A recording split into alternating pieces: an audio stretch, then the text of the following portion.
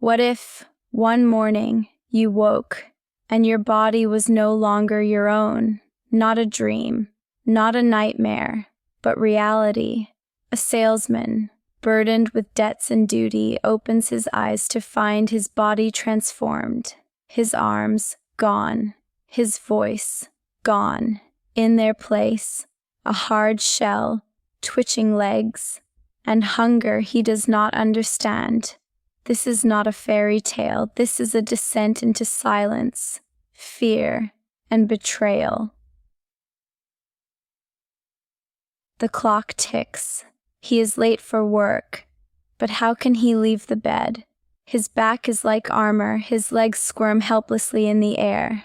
It's just a dream, he whispers, though the sound that escapes is not human. The strange part is not the body, it is his thoughts. He worries less about his condition and more about his job. If he misses the train, his boss will be furious. If he cannot work, his family will starve. Debt is heavier than the shell that traps him. His mother calls softly, his sister knocks with concern, but his father's voice is sharp, commanding. He tries to answer. The words turn into squeaks, clicks, a language no one knows. A knock at the door. His manager has come.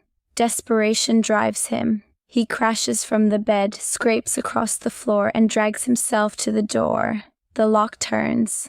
The door opens. His mother screams. His father shouts. The visitor flees in terror. Soon, his manager from work arrives to check why Gregor is late.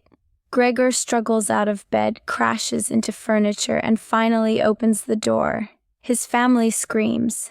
His boss runs away in horror.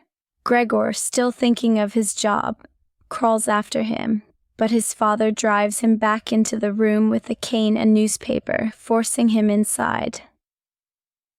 He wants to follow, to explain, but his father drives him back with a cane and a newspaper. A final shove. The door slams shut.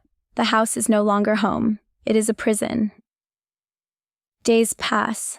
His sister dares to enter, leaving food on the floor, bread and milk. He tries, but his body rejects it. Then she brings scraps, rotting vegetables, bones, half-eaten meat. He devours them hungrily. She understands what he has become. His sister clears the furniture, giving him space to crawl across walls and ceiling. Freedom, yes, but with every chair removed, every picture taken down, his human past is erased. He clings to the walls, insect body free, and soul caged.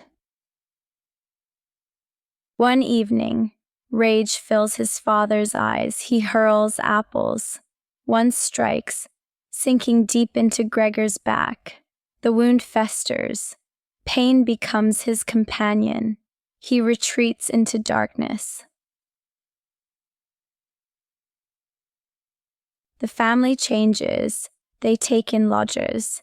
Strangers live in the rooms he once called home. He who worked day and night to support them is now hidden like a shameful secret. His sister plays the violin for the lodgers. The sound pierces him, awakens something human still alive within. He crawls toward her, longing for connection. The lodgers recoil in disgust. The music dies. His sister speaks coldly. We must get rid of it. Not him, not Gregor, but it. The word kills him more than the apple ever did. His body weakens. The shell feels heavier each day. No one enters his room. No one calls his name. At dawn, he lies still, quiet, gone.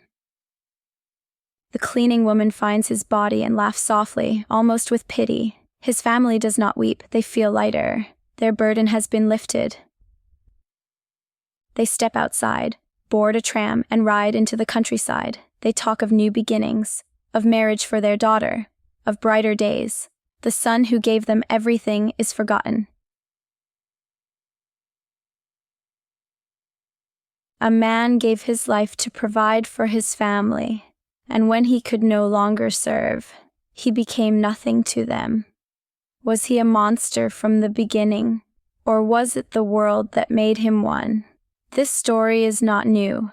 It was written long ago, and yet it still whispers a question into our ears. What are we worth?